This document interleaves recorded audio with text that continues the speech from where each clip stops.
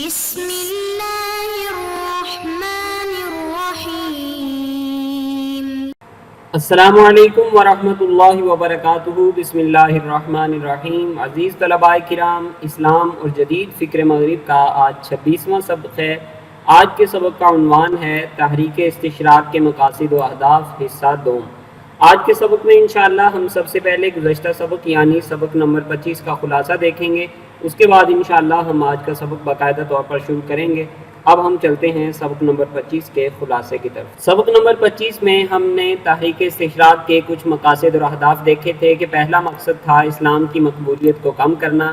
اسی طرح عیسائیت کو اسلامی تصورات سے سہارا دینا بھی ایک اہم مقصد تھا، اور تقدیر کے حوالے سے کچھ تصورات اسلام سے لیے، کچھ عقلی دلائل اسلام سے لیے، علاج معالجے کا تصور اسلام سے لیا، اور عقائد کے بارے میں کچھ تصورات اسلام سے لیے گئے۔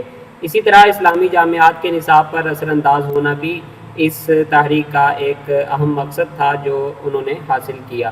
تو یہ گزشتہ سبق کا خلاصہ تھا۔ اب ہم آج کا سبق باقاعدہ طور پر شروع کرتے ہیں۔ تحریک استشراق کا اگلا مقصد اور ہدف ہے مسلمانوں کی ملی وحدت کو پارا پارا کرنا اور مسلمانوں میں انتشار پیدا کرنا اور لڑائی جھگڑے پیدا کرنا۔ یہ ان کا ایک اہم مقصد تھا۔ تو جو ملی وحدت تھی، اس کو توڑنے کے انہوں نے متعدد طریقے استعمال کیے۔ انہوں نے یہ دیکھا کہ مسلمانوں میں جو ملت کی بنیاد ہے، جس چیز نے مسلمانوں کو ایک ملت کے طور پر آپس میں جوڑا ہوا ہے، اس بنیاد کو کمزور کیا جائے۔ وہ بنیادیں کئی طرح کی تھی۔ ایک تو وہ زبان تھی جو ملی وحدت کا ذریعہ تھی۔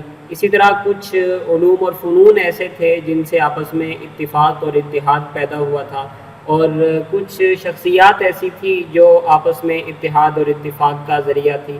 تو انہوں نے اس زبان کے بارے میں بھی تشکیک پیدا کی، اور ان علوم و فنون پر بھی اعتراضات کیے، اور ان شخصیات کے بارے میں بھی انہوں نے ایسی باتیں کرنا شروع کی جن سے لوگوں میں اور مسلمانوں میں انتشار پیدا ہوا اور اختلاف کی راہ ہموار ہوئی۔ تو سب سے پہلے انہوں نے زبان کو بنیاد بنایا کہ مسلمانوں کی ملی وحدت کا ایک اہم ذریعہ عربی زبان ہے۔ اگرچہ سارے مسلمان عربی زبان نہیں بولتے، نہ سارے مسلمان عربی زبان سمجھتے ہیں، لیکن پھر بھی زبان ایک ایسی چیز ہے جس نے مسلمانوں کو ایک ملت کے طور پر جوڑا ہوا ہے، کیونکہ اسی زبان کی بدولت ہم قرآن مجید سے، جو ہمارا مذہبی متن ہے، اس سے ہم واقفیت حاصل کر سکتے ہیں، اس سے استفادہ کر سکتے ہیں، ہدایت حاصل کرتے ہیں، اور پیغمبر صلی اللہ علیہ وسلم کے جو ارشادات ہیں، فرامین مبارک ہیں، ان سے بھی ہم اسی زبان کے ذریعے سے ہی استفادہ کر سکتے ہیں، اس لیے کہ وہ بھی عربی زبان میں ہیں۔ اور فقہ کا جو بڑا ذخیرہ ہے وہ بھی عربی زبان میں موجود ہے، اور جو اصلی مصادر ہیں، جو بنیادی کتابیں ہیں، بنیادی علمی ذخیرہ ہے مسلمانوں کے کسی بھی علم اور فن کا، وہ عربی زبان ہی میں ہے۔ تو اگر عربی زبان سے لوگوں کو بیزار کر دیا جاتا ہے اور مسلمانوں کو عربی زبان سے متنفر کر دیا جاتا ہے، تو بہت سے ایسے مسلمان جو پہلے عربی زبان سیکھ کر قرآن مجید سے استفادہ کر سکتے تھے، احادیث مبارکہ سے استفادہ کر سکتے تھے، فقہ سے استفادہ کر سکتے تھے، وہ عربی زبان سے بیزار ہونے کی وجہ سے نہ قرآن مجید سے استفادہ کر سکیں گے، نہ احادیث مبارکہ سے، اور نہ فقہ سے استفادہ کر سکیں گے، کیونکہ قرآن مجید ہے عربی زبان میں، اور وہ عربی زبان سے بیزار ہو چکے ہیں، لہٰذا وہ قرآن مجید کو بالکل نہیں سمجھ سکیں گے، اسی طرح احادیث مبارکہ کو بھی اور فقہ کو بھی نہیں سمجھ سکیں گے۔ تو اسلام کی کچھ ہدایات تو ایسی ہوں گی، کچھ احکام ایسے ہوں گے جو عمل کے ذریعے سے محفوظ چلے آ رہے ہوں گے، اور عربی زبان جاننے والا بھی اور نہ جاننے والا بھی ان پر عمل کر سکتا ہے۔ مثال کے طور پر نماز کے بہت سے مسائل ایسے ہیں کہ ہمیں ان کی دلیل نہ بھی معلوم ہو، اور ہم نے قرآن مجید سے وہ خود نہ بھی پڑھے ہوں، تو عمل کے ذریعے سے ہمیں معلوم ہو جاتے ہیں کہ نماز کیسے پڑھی جاتی ہے۔ اور کچھ مشہور عقائد ایسے ہیں جو عملاً ہم دیکھتے ہیں کہ لوگ اپنی زندگی میں ایسے کاموں کا اظہار کرتے ہیں جن سے معلوم ہوتا ہے کہ اس کے پیچھے مسلمانوں کے ہاں یہ عقیدہ کار فرما ہے۔ تو کچھ عقائد بھی اور کچھ اعمال بھی ایسے ہیں جو تعامل کے ذریعے سے اور عمل کے ذریعے سے سمجھ میں آ سکتے ہیں، وہ تو اپنی جگہ پر برقرار رہیں گے، لیکن باقی جتنے اعمال اور احکام ہیں عربی زبان سے متنفر ہونے کی وجہ سے مسلمان ان سے دور ہو جائیں گے۔ اسی طرح جدید مسائل میں قرآن مجید سے، احادیث مبارکہ سے اور فقہ سے استفادہ کرنا ناممکن ہو جائے گا۔ تو ایک اہم جو نقصان ہوگا مسلمانوں کو وہ یہ ہوگا۔ اور اسی طرح جو مسلمان عربی زبان بولتے ہیں ان میں جو قومی وحدت ہے وہ بھی عربی زبان کی وجہ سے ہے، تو جب عربی زبان سے وہ بیزار ہوں گے یا متنفر ہوں گے تو جو ان کی قومی وحدت تھی وہ بھی خطرے سے دوچار ہوگی۔ تو اس طرح انہوں نے ملی وحدت کو توڑنے کی کوششیں کی۔ اس کے بارے میں اسلام اور مستشرقین میں ڈاکٹر مصطفیٰ سبائی لکھتے ہیں، اور یہ اس کا ترجمہ ہے جس میں کچھ مزید کتابوں سے بھی استفادہ کیا گیا ہے۔ چنانچہ اس میں وہ لکھتے ہیں، عربی زبان کے قدیم سرمایہ علم پر شکوک اٹھے اور کوشش کی گئی کہ ہم اپنی زبان کی بقا کے لیے نئی اصطلاحوں کے آگے ہاتھ پھیلا دیں۔ انہوں نے عربی زبان کی تاریخ اور اس کی جدید نشو و نما پر اعتراضات کیے اور کوشش کی کہ عربی زبان اپنا فطری مذاق کھو کر یورپین زبانوں کی طرف اپنا رخ موڑ دے، گویا کہ دوسرا ادبی سامراج تھا جسے وہ فوجی سامراج کے ساتھ ملانا چاہتے تھے۔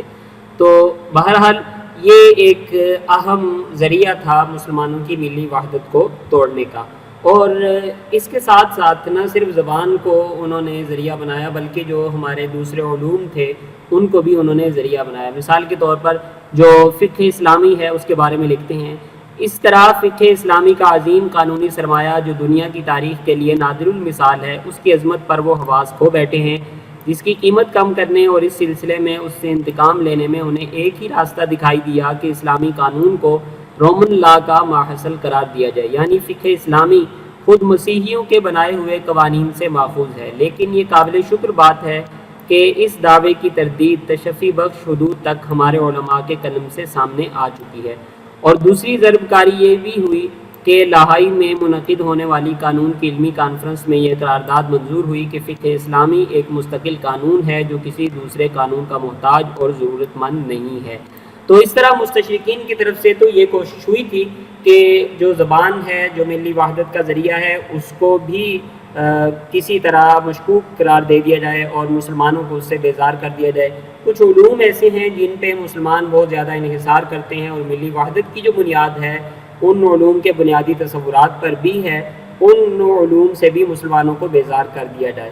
اسی طرح اسلام اور مستشرقین میں ڈاکٹر حافظ محمد زبیر لکھتے ہیں کہ انہوں نے ملی وحدت کو توڑنے کے لیے کچھ ایسی کوششیں کی جن سے یہ معلوم ہوتا ہے کہ تحریک استشراق کے مقاصد میں سے ایک اہم مقصد یہ تھا کہ مسلمانوں کی ملی وحدت کو توڑ دیا جائے، اور اس کے لیے انہوں نے عربی زبان کو مشکوک بنایا اور مسلمانوں کو عربی زبان سے بیزار کرنے کی انہوں نے کوشش کی۔ چنانچہ اس کے حوالے سے وہ لکھتے ہیں کہ الجزائر میں متعین فرانسیسی گورنر کا یہ کہنا تھا کہ ہمارے لیے لازم ہے کہ ہم ان کے وجود سے قرآن مجید کو کھرچ ڈالیں اور ان کی زبانوں سے عربی زبان کو کھیر دیں، تو اسی صورت میں ہم صحیح معنوں میں ان سے بدلہ لے سکتے ہیں۔ تو اس طرح انہوں نے ملی وحدت کو توڑنے کی کوششیں کی۔ تو زبان ایک اہم ذریعہ تھا جس کے ذریعے سے انہوں نے ملی وحدت کو توڑنے کی کوشش کی۔ اس کے ساتھ ساتھ انہوں نے تعصب جو تھا، قومی یا علاقائی تعصب تھا، اس کو ابھارا تاکہ مسلمانوں میں جو قومی وحدت ہے یا ملی وحدت ہے وہ برقرار نہ رہے اور وہ کسی طرح ختم ہو جائے۔ اس کے بارے میں بھی اسلام اور مستشرقین میں مولانا سلمان شمسی ندوی لکھتے ہیں کہ انہوں نے اسلامی مساوات اور بھائی چارگی کو اپنے لیے پرخطر سمجھ کر اس کے خلاف جد و جہد کی، عربوں میں فرد اور جماعت میں قومیت کے جذبات کو ابھارا اور مری گڑی صداؤں کی بازگشت کی، اور اس طرح آپس کے جذبات کو برانگیختہ کر کے تفریقہ پیدا کیا جو آج پورے عالم اسلام میں یہ فتنہ جنگل کی آگ کی طرح پھیل گیا ہے۔ وہ آپس کے شیرازہ کو بکھیرنے، یکجہتی و یک زبانی کو ختم کرنے اور اپنے ذہنی منصوبوں کے تحت حقائق کی تحریف، انفرادی حادثات کو تاریخی دستاویز بنانے بلکہ اسلام کی ایک انوکھی تاریخ سازی میں مصروف ہیں۔ تو اس سے ہمیں یہ معلوم ہوتا ہے کہ مسلمانوں نے علاقائی اور قومی تعصب کو ابھار کر بھی مسلمانوں کی ملی وحدت کو توڑنے کی کوشش کی۔ تو یہ دوسرا ذریعہ تھا جو انہوں نے مسلمانوں کی ملی وحدت کو توڑنے کے لیے استعمال کیا۔ تو اگلا جو مقصد تھا ان کا وہ یہ تھا کہ جو مسلمانوں کے تاریخی حقائق تھے ان حقائق کو وہ کسی طرح مسخ کر دیں۔ اس کے لیے انہوں نے کوشش کی کہ جو مسلمانوں کے تاریخ کے واقعات ہیں ان سے اپنی مرضی کا نتیجہ نکالیں، اور جو چھوٹے چھوٹے حادثات تھے اسلامی تاریخ میں ان کو ایک عمومی قانون اور عمومی واقعے کا تصور دے کر یہ واضح کرنے کی کوشش کریں اور یہ تاثر دینے کی کوشش کریں کہ اسلامی تاریخ میں اس طرح کے واقعات ایک معمول کی بات تھے۔ چنانچہ اسلام اور مستشرقین میں مولانا سلمان شمسی ندوی اس کے حوالے سے لکھتے ہیں کہ وہ خوردبین سے دیکھتے ہیں اور اپنے قارئین کو دوربین سے دکھاتے ہیں۔ رائی کا پربت بنانا ان کا ادنا کام ہے۔ وہ اپنے کام میں یعنی اسلام کی تاریخ تصویر پیش کرنے میں اس سبک دستی، ہنرمندی اور صبر و سکون سے کام لیتے ہیں جس کی نظیر ملنی مشکل ہے۔ وہ پہلے ایک مقصد تجویز کرتے ہیں اور ایک بات طے کر لیتے ہیں کہ اس کو ثابت کرنا ہے، پھر اس مقصد کے لیے ہر طرح کے رتب و یابس، مذہب و تاریخ، ادب، افسانہ، شاعری، مستند اور غیر مستند ذخیرہ سے مواد فراہم کرتے ہیں، اور جس سے ذرا بھی ان کی مطلب براری ہوتی ہو، خواہ وہ صحت و اسناد کے اعتبار سے کتنی ہی مجروح و مشکوک اور بے قیمت ہو، اس کو بڑے آب و تاب سے پیش کرتے ہیں اور اس متفرق مواد سے ایک نظریہ کا پورا ڈھانچہ تیار کر لیتے ہیں جس کا اجتماعی وجود صرف ان کے ذہن میں ہوتا ہے۔ تو اس سے ہمیں یہ معلوم ہوتا ہے کہ انہوں نے اسلامی تاریخ کو غلط رنگ دینے کی کوشش کی۔ آگے چل کے جب ہم دیکھیں گے کہ انہوں نے شخصیات کے حوالے سے بھی شکوک اور شبہات پھیلائے ہیں تو وہاں ہمیں معلوم ہوگا کہ بہت سی شخصیات کے بارے میں انہوں نے ایسی بے سر و پا باتیں کی ہیں کہ ایک عام آدمی بھی انہیں قبول کرنے کے لیے تیار نہیں ہے، لیکن مستشرقین نے انہیں باقاعدہ ایک مضبوط اور مستند بات کے طور پر پیش کیا ہے۔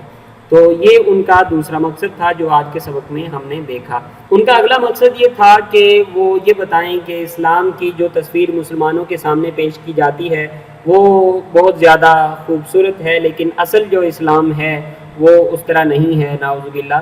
تو جو اسلام کی تراث تھی اس سے مسلمانوں کو اور خود اسلام سے مسلمانوں کو متنفر کرنے کی وہ کوشش کرتے تھے۔ اس حوالے سے انہوں نے اسلام کے مستند اور مضبوط واقعات کے بارے میں اور کچھ اس طرح کے علوم کے بارے میں انہوں نے ایسی باتیں پھیلائی جس سے عام آدمی یہ سمجھ بیٹھتا ہے کہ شاید اس کا جو دین ہے وہ کوئی اتنا اچھا دین نہیں ہے۔ اس کے حوالے سے اسلام اور مستشرقین ہی میں مولانا سلمان شمسی ندوی لکھتے ہیں، اکثر مستشرقین اپنی تحریروں میں زہر کی ایک مناسب مقدار رکھتے ہیں اور اس کا اہتمام کرتے ہیں کہ وہ تناسب سے بڑھنے نہ پائے اور پڑھنے والے کو متنفر و بدگمان نہ کر دے۔ ان کی تحریریں زیادہ خطرناک ثابت ہوتی ہیں اور ایک متوسط آدمی کا ان کی زد سے نکل کر بچ جانا مشکل ہے۔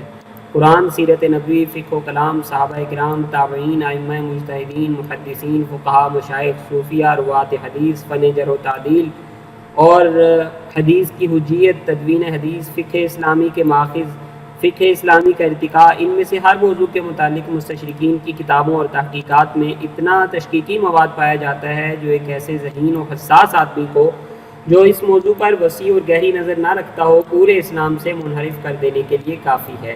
اسی طرح اسلام اور مستشرقین میں ڈاکٹر حافظ محمد زبیر نے ایک اہم حوالہ ذکر کیا ہے کہ جرمن مستشرق یون فک نے لکھا ہے کہ استشراق محض کوئی علمی تحریک نہیں ہے بلکہ اس کا مقصود اسلام کا رد اور مسلمانوں میں عیسائیت کی ترویج ہے۔ تو اس سے بھی ہمیں یہ معلوم ہوتا ہے کہ ان کا جو اصل کام تھا وہ یہ تھا کہ وہ کسی بھی طرح مسلمانوں کو اسلام سے بیزار کر دیں، تو یہ ان کا ایک اہم مقصد تھا۔ اسی طرح ان کا اگلا مقصد یہ تھا کہ جو استعماری ارادے تھے ان کے وہ پورے کرنا چاہتے تھے تحریک استشراق سے، اور تحریک استشراق کی مدد سے انہوں نے بہت سے ممالک پر قبضہ کرنے کی راہ ہموار بھی کی۔ اس کے حوالے سے اسلام اور مستشرقین ہی میں ڈاکٹر حافظ محمد زبیر نے لکھا ہے کہ جو معروف برطانوی مستشرق ایڈورڈ لین ہیں، یہ جب 1825 عیسوی میں یعنی 19ویں صدی میں مصر میں آئے اور 10 سال یہاں قیام کیا، لندن واپسی پر انہوں نے 1836 عیسوی میں ایک کتاب اخلاق و عادات المصریین المعاصرہ شائع کروائی۔ تو اس سے یہ معلوم ہوتا ہے کہ یہ جو حضرات تھے انہوں نے آگے چل کر استعماری مقاصد کے لیے بھی اہم کردار ادا کیا۔ اسی کتاب میں انہوں نے کچھ مزید مستشرقین کا تذکرہ بھی کیا ہے جو نہ صرف علمی حوالے سے استعمار کو مدد فراہم کرتے تھے بلکہ انہوں نے فوجی اور عسکری حوالے سے بھی استعمار کو اہم مدد دی، اور وہ باقاعدہ ان کی فوجی دستوں میں شامل تھے اور ان کی عسکری قوت کا حصہ تھے۔ تو اس سے ہمیں یہ معلوم ہوتا ہے کہ مسلمانوں کے بارے میں جو استعماری مقاصد تھے وہ حاصل کرنا ان کا ایک اہم مقصد تھا۔ اسی طرح ان کا جو دوسرا مقصد تھا کہ مسلمانوں کو خلافت سے متنفر کر دیں، اس میں بھی انہوں نے کوششیں شروع کی اور کافی حد تک انہوں نے کامیابی حاصل کی۔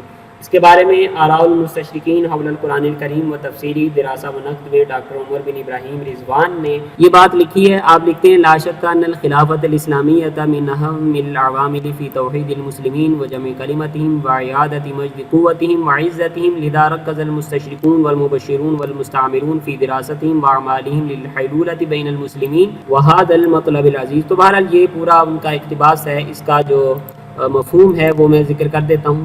وہ مفہوم یہ ہے کہ جو خلافت تھی اسلامی خلافت وہ مسلمانوں کی ملی وحدت میں اور مسلمانوں کو اتفاق کے ساتھ رکھنے میں ایک اہم کردار ادا کرتی تھی. تو جتنے بھی یہ تنصیری تھے یا تبشیری تھے یعنی مستشرقین تھے ان کی کوشش یہ تھی کہ کسی بھی طرح مسلمانوں کو خلافت سے بیزار کر دیں. اس حوالے سے انہوں نے اہم کام یہ کیا کہ جتنے بھی اچھے کردار والے خلیفہ تھے ان کے بارے میں انہوں نے شکوک و شبہات پھیلانا شروع کر دیے اور ان پہ الزامات لگانا انہوں نے شروع کر دیے تاکہ ان کی کردار کشی کی جائے اور جو لوگ مسلمان ان کی طرف راغب ہوتے ہیں وہ ان کی طرف راغب نہ ہوں.